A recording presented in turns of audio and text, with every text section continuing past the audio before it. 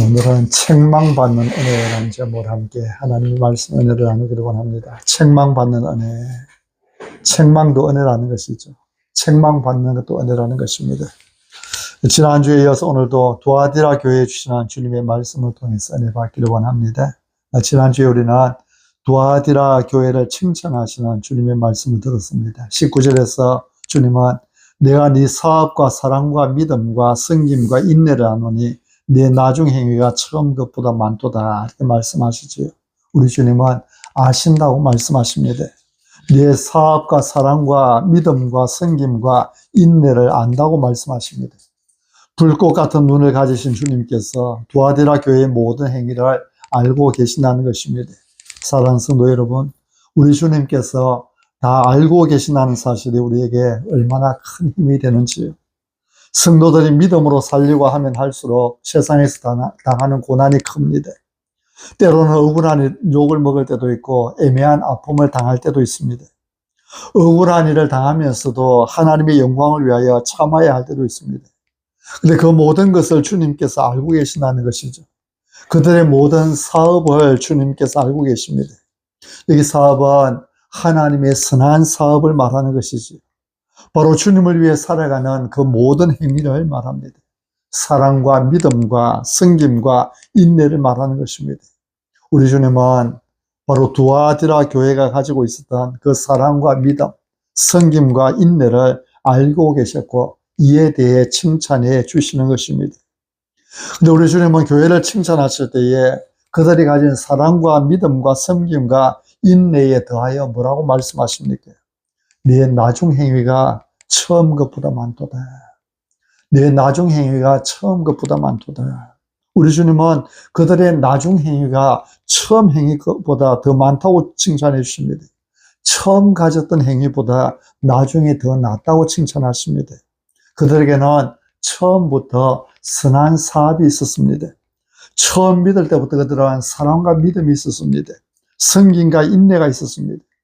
그런데 나중에 처음보다 더 많았습니다. 여러분에게 이런 은혜가 있기를 축복합니다. 믿으면 믿을수록 사랑이 더욱 풍성해지기를 바랍니다. 믿어갈수록 여러분의 믿음이 더욱 굳건해지기를 바랍니다. 여러분의 섬김이 처음보다 나중에 더 넘치기를 바랍니다. 인내와 소망이 처음보다 나중에 더 아름다워지는 은혜가 있기를 바랍니다. 네 나중 행위가 처음 것보다 많도다. 이를 우리는 한마디로 성장이라고 말하지요. 여러분, 성도는 성장해야 합니다. 처음 믿을 때보다 나중에 좋아져야 합니다. 근데 거꾸로 가는 사람들이 종종 있습니다. 처음 믿을 때는 아주 열심이었는데 시간이 흐를수록 점점 흐릿해져서 열정도 열심도 다 사라져버리는 경우가 있습니다. 교회들을 새로 부임하다 보면 처음에는 눈에 띄는 사람들이 많이 있습니다. 근데 1년, 2년, 3년 지나갈수록 그들이 어디 갔는지 보이지 않습니다. 분명히 교회에 출석은 하고 있는데 보이지 않습니다.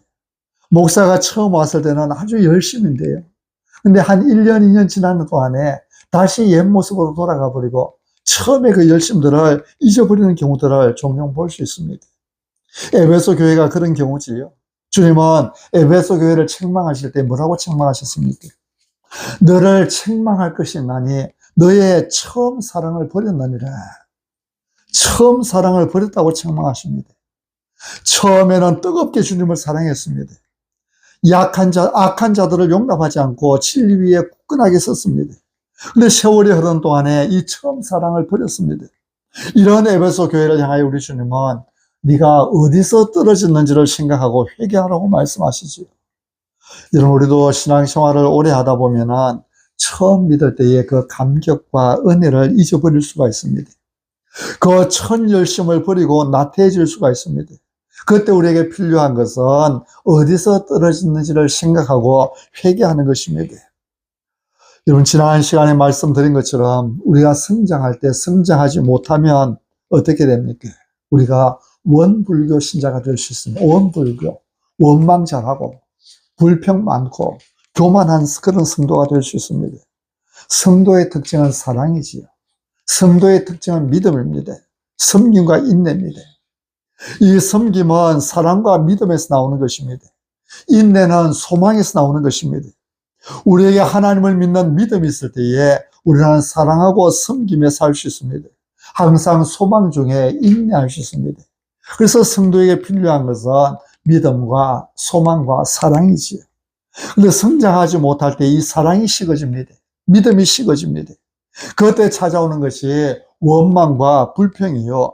결국 사람을 살리고 섬기며 살아야 할 성도가 오히려 사람들에게 상처를 주고 영혼을 죽이는 일을 하게 되는 것입니다. 그래서 성도는 성장해야 됩니다. 지속적으로 성장해야 됩니다. 믿음이 자라고 사랑이 풍성해져야 됩니다. 섬김이 점점 더 넉넉해지고 인내가 있어야 됩니다. 두아디라 교회가 이런 교회였습니다. 주님은 두아디라 교회가 처음 행위보다 나중 행위가 더 많다고 칭찬해 주십니다. 오늘 우리에게도 이런 칭찬이 있기를 바랍니다. 네 나중 행위가 처음보다 많도다라고 하시는 이 영광스러운 칭찬이 바로 저와 여러분의 것이 될 수 있기를 바랍니다. 오늘은 책망받는 은혜라는 제목으로 두아디라 교회가 받았던 책망에 대해 함께 살펴보겠습니다. 19절에서 두아디라 교회를 칭찬하신 주님은 20절에서 그러나 내게 책망할 일이 있노라 말씀하십니다. 그러나 내게 책망할 일이 있노라. 여러분 여기 그러나 하시는 주님의 말씀이 뒤에 칭찬이 따라오는 그러나였으면 얼마나 좋겠습니까? 긍정적인 그러나였으면 정말 좋았을 것입니다. 주님은 스무나 교회를 칭찬하실 때에 내가 내 환난과 궁핍을 알거니와 실상은 내가 부요한 자니라 이렇게 말씀하셨어요. 이 말씀은 나는 너의 환난과 너의 궁핍을 알고 있다. 실상은 그러나 너는 부요한 자다. 그러나 너는 부요한 자다. 너는 가난한 것 같지만은 그러나 너는 부자라는 것이지. 여기서 그러나는 칭찬해 주시는 그러나입니다. 믿음을 인정해 주시는 그러나입니다. 스무나 교회는 믿음을 지키기 위해서 많은 환난을 겪고 있었습니다. 심지어 믿음을 지키기 위해 자기 집과 재산까지 다 빼앗기는 일들이 있었습니다. 그래서 그들의 궁핍이 말로 다 할 수 없었습니다. 하지만 그러나 실상은 그들이 궁핍한 자가 아니라 가난한 자가 아니라 부요한 자라는 것이죠. 그러나 주님의 칭찬입니다. 주님의 인정입니다. 3장에 나오는 빌라델비아 교회를 향해서도 같은 그러나를 말씀하십니다. 내가 네 행위를 아노니 네가 작은 능력을 가지고서도 내 말을 지키며 내 이름을 배반하지 아니하였도다. 3장 8절이지. 네가 내 행위를 아노니 네가 작은 능력을 가지고서도 내 말을 지키며 내 이름을 배반하지 아니하였도다. 무슨 말입니까? 너는 작은 능력을 가지고 있다. 너는 능력이 그렇게 많지 않다. 그러나 너는 내 말을 지키며 내 이름을 배반하지 아니하였다. 여기서도 칭찬하는 그러나이지요. 그들이 가진 능력이 작았지만 그래도 그 작은 능력을 가지고도 하나님의 말씀을 지키며 하나님의 이름을 배반하지 않고 믿음을 지켰다는 것입니다. 능력이 작다고 약해지지 않았습니다. 능력이 작다고 배반하지 않았습니다. 그들이 비록 능력이 작았지만 그러나 그들은 믿음을 지켰다는 것이죠. 여러분 스무나 교회에 말씀하시는 그러나 빌라델 교회에 말씀하시는 그러나 그 뒤에 책망이 따라오는 그러나가 아니라 칭찬이 따라오는 그러나가 오늘 여러분의 것이 될 수 있기를 바랍니다. 좋은 조건을 가지고 있음에도 불구하고 좋은 환경에서 살고 있음에도 불구하고 그러나 믿음대로 살지 못하였다고 책망받는 그런 우리가 아니라 너희가 힘들고 어려운 환경에서 살지만 그러나 믿음을 지키며 살았다. 주님을 기쁘시게 드리며 살았다고 하는 칭찬을 받는 그런 우리가 될 수 있기를 바랍니다. 우리 주님은 두아디라 교회를 향하여서 책망할 일이 있다고 말씀하십니다. 여러분에게서 우리가 한 가지 짚고 넘어갈 사실이 있습니다. 바로 책망도 은혜라는 사실입니다. 요한계시록을 기록한 목적은 주님의 백성들을 위로하기 위해서라고 말씀드렸죠. 주님의 백성들을 격려하기 위해서 이 요한계시록이 쓰여졌습니다. 핍박받는 성도들을 위로하고 격려해서 그들에게 힘을 주고 용기를 주기 위해서. 그래서 그 핍박과 박해 속에 넘어지는 것이 아니라 오히려 이기고 승리하며 믿음을 지켜나가라고 기록된 성경이 바로 요한계시록입니다. 요한계시록은 예수님의 12 제자 중 하나였던 사도 요한이 반모라고 하는 섬에 유배되어 있을 때에 하나님의 계시를 받아서 기록한 성경입니다. 그 당시는 기독교를 향한 핍박과 박해가 아주 극심한 때였습니다. 요한이 반모섬에 갇히게 된 것도 황제의 박해 때문이었지요. 당시에 교회들을 향한 로마의 박해는 이루 말로 다 할 수 없었습니다. 많은 사람이 세상과 타협하지 않고 자기 신앙을 지키기 위해서 사자밥이 되어 갑니다. 불에 타서 죽기도 합니다. 믿음을 지키기 위해서 싸우다가 순교를 당하던 그런 시대였습니다. 살아있다고 해도 재산을 빼앗기고 물건을 사고 팔 수도 없고 온갖 어려움을 당하던 시대였습니다. 로마의 세력은 점점 더 강해지고 승승장구 강해만 가고 이런 핍박이 언제 끝날지 끝이 보이지 않는 그런 암울한 시대였지요. 이런 어두운 시대를 살아가는 주님의 백성들을 향해 요한계시록은 이 또한 지나가리라 말씀하는 것입니다. 이 또한 지나가리라. 그들을 위로하고 끝까지 인내하며 신앙을 지킬 것을 격려하기 위해서 기록한 말씀이 바로 요한계시록입니다. 그렇다면 여러분, 요한계시록에 기록된 한마디 한마디가 다 위로의 말씀 아닙니까? 요한계시록에 기록된 그 한마디 한마디가 다 힘을 주고 용기를 주는 말씀이고 격려의 말씀입니다. 그런데 이런 계시록에 책망의 말씀이 있습니다. 내가 너를 책망한다고 말씀합니다. 무슨 말입니까? 책망도 위로가 된다는 것이지요. 책망도 격려가 되고 책망도 믿음의 힘과 용기를 준다는 것입니다. 다시 말해서 책망도 은혜라는 것입니다. 우리는 책망받는 거 싫어하지요. 누군가가 내 잘못을 지적하고 비난하고 꾸짖는 거 좋아할 사람 아무도 없습니다. 근데 성경은 내가 너를 책망한다고 말씀합니다. 위로하기 위해 쓰여진 성경에서, 격려하고 힘을 주기 위해 기록된 성경에서 내가 너를 책망한다. 책망도 은혜라는 것입니다. 여러분, 하나님의 말씀에 하는 역할이 무엇입니까? 디모데후서 3장에 보면 3장 16절에 모든 성경은 하나님의 감동으로 된 것으로 교훈과 책망과 바르게 함과 의로 교육하기에 유익하니 이는 하나님의 사람으로 온전하게 하며 모든 선한 일을 행할 능력을 갖추게 하려 함이라 했습니다. 작년 이맘때쯤에 아마 이 말씀을 교회에서 암송을 했었습니다. 모든 성경은 하나님의 감동으로 된 것으로 교훈과 책망과 바르게 함과 의로 교육하기에 유익하니 하나님의 감동으로 기록된 성경은 우리를 교훈만 하는 것이 아닙니다. 때로는 책망도 하고 그래서 바르게 하고 의로 교육하는 것입니다. 진정한 격려는 잘못을 잘못이라고 지적해서 그것을 고치도록 하는 것이지 그저 적당히 눈 감아주고 얼버무린 채 등만 두들겨 주는 것이 아닙니다. 이런 의미에서 주님의 책망은 사랑을 가득 담은 격려라는 것을 우리는 알아야 합니다. 이런 차원에서 강단에서 선포되는 말씀도 때로는 성도들을 따뜻하게 격려하고 위로해야 되겠지만 또한 필요할 때는 책망하고 꾸짖는 설교도 피하면 안 됩니다.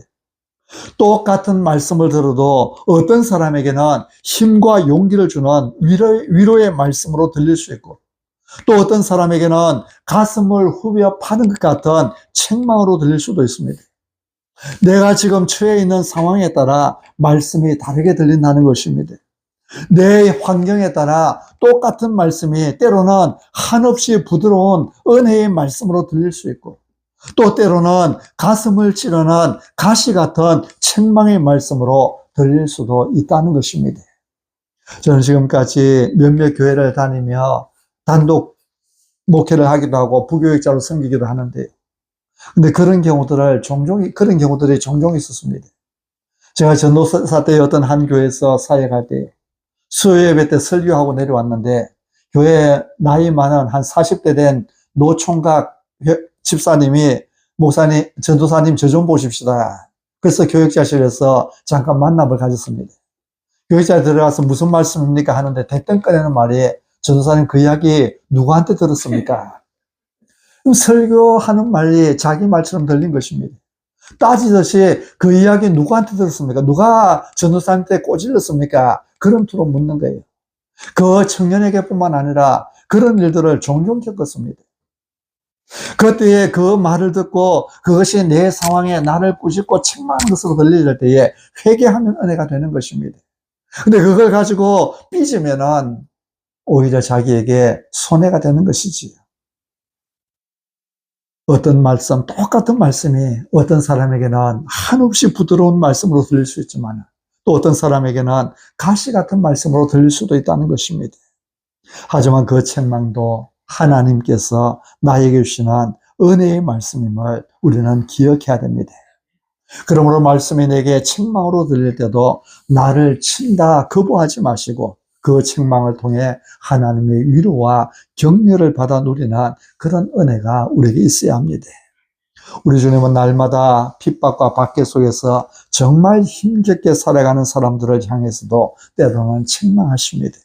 책망도 주님의 사랑이기 때문입니다. 책망도 위로가 되고 은혜가 되기 때문이죠. 여러분, 우리 주님께서 두아디라 교회를 책망하신 내용이 무엇입니까? 그 책망의 내용은 한 가지 때문입니다. 20절을 다시 보면요. 그러나 내게 책망할 일이 있노라. 자칭 선지자라는 여자 이세벨을 내가 용납함이니. 여러분, 그 한 가지가 무엇입니까? 이세벨을 용납했다는 것이지요. 그 믿음 좋은 두아디라 교회, 사랑과 믿음과 섬김과 인내가 있는 그 아름다운 교회, 처음보다 나중에 더 잘 믿는 그 좋은 교회에 이세벨이 들어오는 것을 용납했다는 것입니다. 여러분, 이세벨이 누구입니까? 도대체 이세벨이 누구였기에 주님은 두아디라 교회가 교회 안에 이세벨을 용납했다고 책망하시는 것입니까? 우리가 22절, 23절을 보면 주님의 책망은 그냥 단순한 책망, 단순한 꾸짖음이 아니었습니다. 그것은 무서운 경고였습니다. 22절에 볼지어다 내가 그를 침상에 던질 터이요 했습니다. 또 회개하지 아니하면 큰 환난 가운데 던진다고 했습니다. 23절에서는 내가 사망으로 그의 자녀를 죽이리니 했습니다. 여러분, 여기 침상에 던진다는 말은 지난주에 말씀드린 것처럼 자리에 몸져 눕게 만든다는 것입니다. 병상에 누워서 일어나지 못하게 하겠다는 것이지. 병상에 던지고 환난 가운데 던지고 자녀를 죽이고. 여러분, 정말 소름 끼치는 경고의 말씀 아닙니까? 도대체 이세벨이 누구이기에, 도대체 이세벨이라는 사람이 누구이기에 이세벨을 용납한 것을 이렇게 무섭게 책망하는 것입니까? 이렇게 겁나게 경고하시는 것입니까? 20절에 보면 이세벨을 소개하고 있습니다. 이세벨은 자칭 선지자라 하는 여자였습니다. 스스로 자기를 선지자라고 했습니다. 그가 내 종들을 가르쳐 꿰어 행음하게 하고 우상의 제물을 먹게 하는도다. 그가 스스로 선지자라고 하면서 등장해서 주님의 종들을 가르치고 꿰어서 행음하게 하고 우상의 제물을 먹게 했다는 것이지요. 21절에서는 주님께서 그에게 회개할 기회를 주었지만 회개하지 않았습니다. 회개하기를 거부했다고 말씀합니다.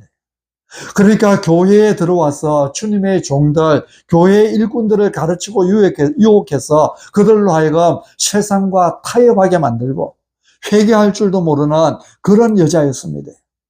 이세벨은 아마 이 여자의 본명은 아니었을 것입니다.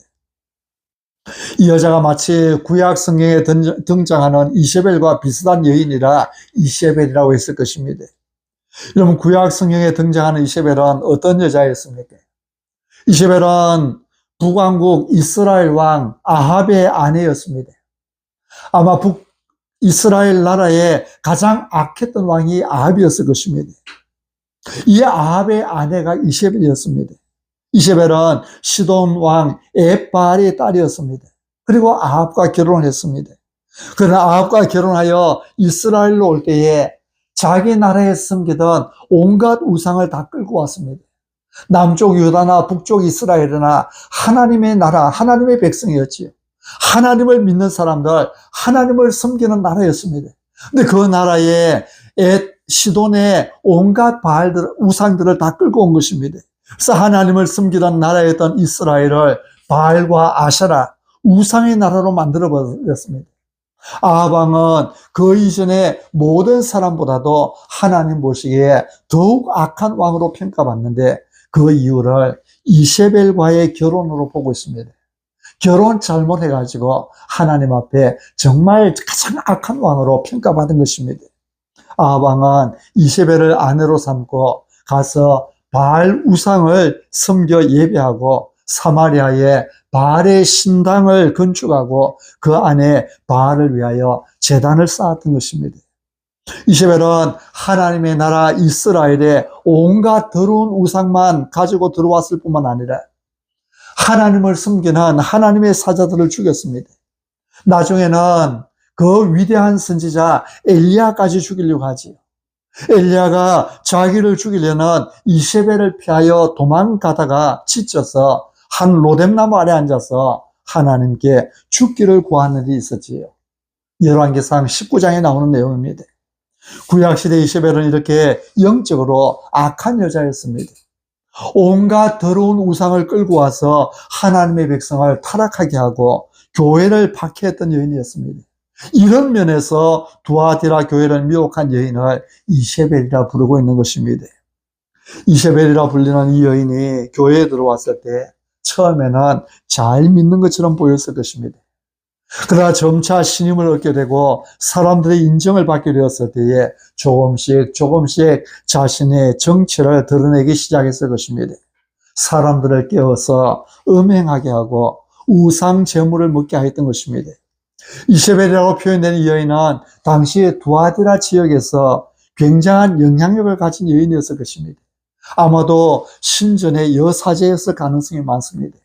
두아디라는 태양신 아폴로를 주로 섬기는 도시였습니다. 그래서 그곳에는 큰 아폴로 신전이 있었습니다. 그런데 이런 이세벨이 교회에 나오기 시작했습니다. 아폴로 신전의 여사제가 교회에 나오기 시작했습니다. 그 도시에서 영향력 있는 여인이 교회에 나오자 교회는 그가 진정으로 회개했는지 확인도 하지 않고 그를 교회에 받아들였습니다. 그 결과가 교회에 엄청난 파장을 끼치게 된 것이죠. 여러분, 교회의 생명은 사회적인 배경에 있는 것이 아닙니다. 교회의 생명은 거룩함에 있습니다.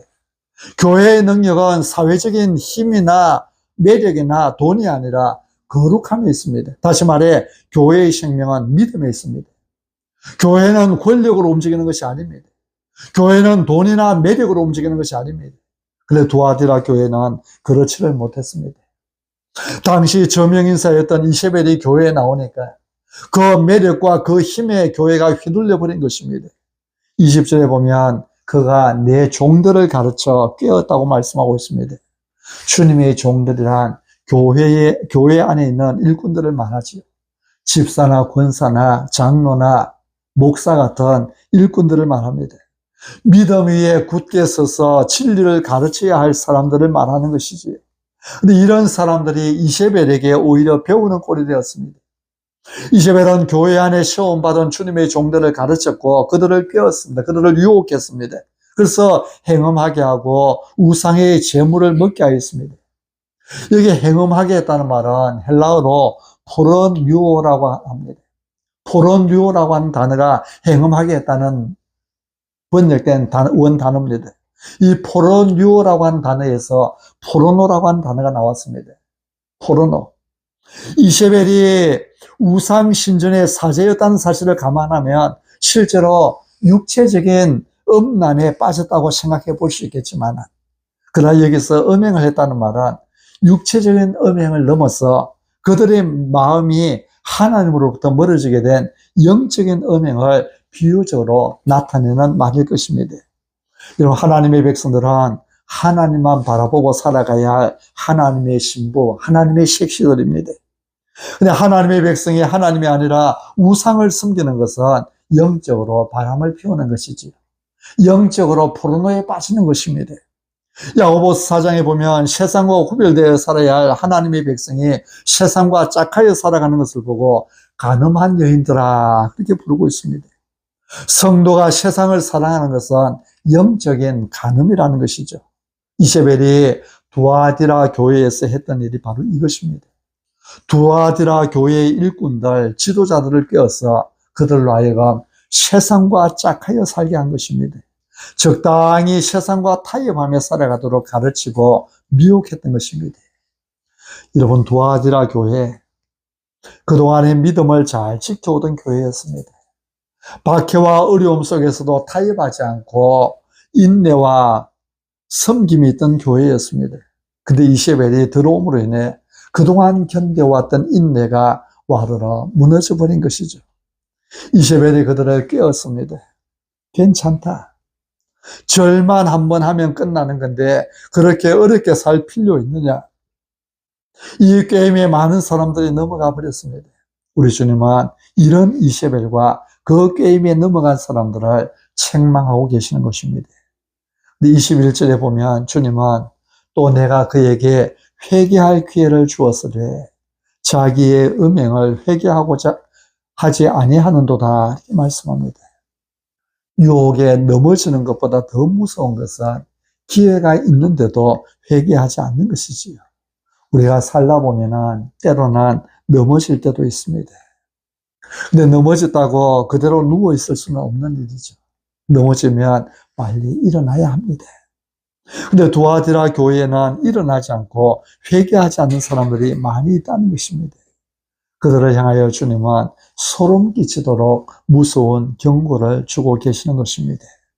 사랑하는 성도 여러분, 여러분도 혹시 이세벨을 용납하고 계시지는 않습니까? 적당히 눈 감고 세상과 타협하며 살라고 하는 그 유혹을 그대로 용납하고 따라가는 여러분은 아닙니까? 주님은 회개하라고 말씀하십니다. 회개하지 않으면 큰 환난 가운데 던지고 사망으로 그의 자녀를 죽이라고 말씀합니다. 회개하지 않으면 침상 가운데 병상 가운데 던지라고 말씀합니다. 그러나 이기는 자에게는 만국을 다스리는 권세를 주시겠다고 약속하십니다. 두아디라 교회는 비록 한때는 이세벨의 유혹에 넘어지기도 하였지만 처음보다 나중에 더 좋은 믿음을 가졌던 교회입니다. 우리 모든 성도님들도 끝까지 주님의 일을 잘 지켜서 처음보다 나중이 좋다고 하는 칭찬을 들으며 하나님 앞에 설 때에 칭찬받는 그런 성도들이 다 되시기를 바랍니다.